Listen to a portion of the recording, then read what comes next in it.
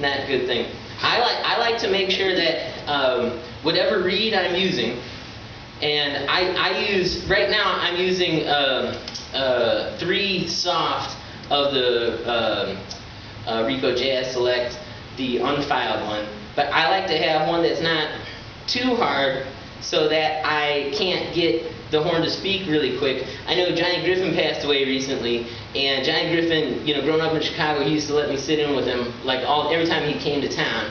And he used to use like a wide open mouthpiece, but like a super soft, like 1.5 reed. And some people like that because of the quickness. I think that's too soft because sometimes for intonation and stuff, it's too soft to have anything to blow against.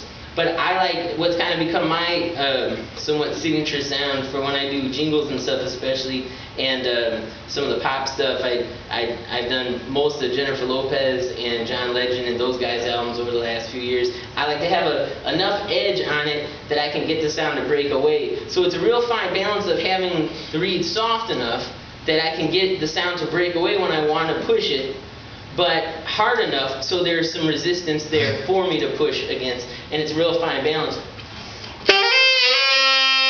Like that type of sound versus if I was to have had any softer of a reed, I would have gone boodle and it would have been like thud, and it wouldn't have spoke for me. And if I would have had a harder reed, I wouldn't have been able to get the to where it's really, the sound is really, you know, it's basically splitting to the point where you're creating like a multiphonic without doing, you know, a fingering off of the lowest note of the multiphonic or the harmonic series.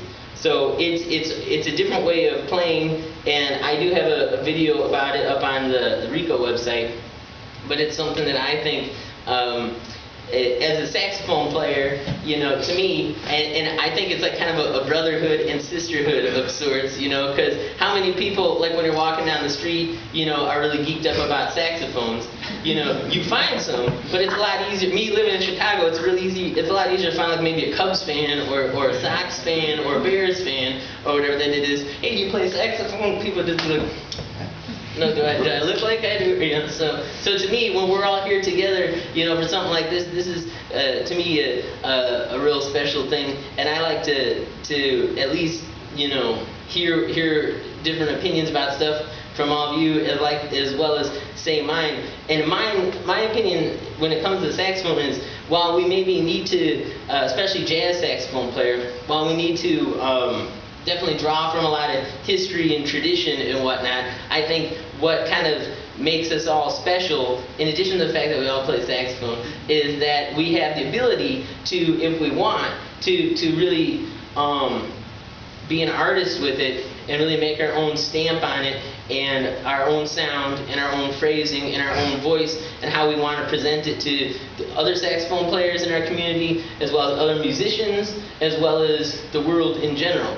And I remember a few years ago, several people feeling, I stopped playing on a darker setup, and I stopped playing on my Mark 6 tenor, and I had an 82,000 Mark 6 tenor that I thought I'd never stop using. I used it on my Live at the Green Mill CD with Randy Brecker, and it's just a great saxophone. And this is a little bit brighter sounding horn than that. I remember a lot of people were like, you know, what are you doing? But I was hearing in my mind a brighter sound, and something that I felt like I was trying to pursue, versus maybe like, you know, trying to sound like a Mike Brecker or a John Coltrane or emulating those guys, which is what I had been doing prior.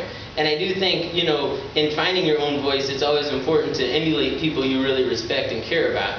But it's also important to try to do your own thing with it.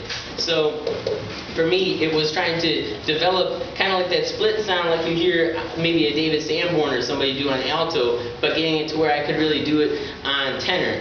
And on my new CD, I did I did a song, My One and Only Love, which is a famous standard, but it's one that John Coltrane and Johnny Hartman made famous, you know, in the 60s. And to me, I didn't want to do that song, even though it was my favorite song until now. I didn't want to do it because now I finally felt like I could put enough of my own spin on it. And then, like, you know, I'm reading reviews of it from Downbeat and other magazines, and they're saying that and they're agreeing with it. and it makes me feel good. I want to play that song, just a melody for you for a minute, and then I want to talk about it.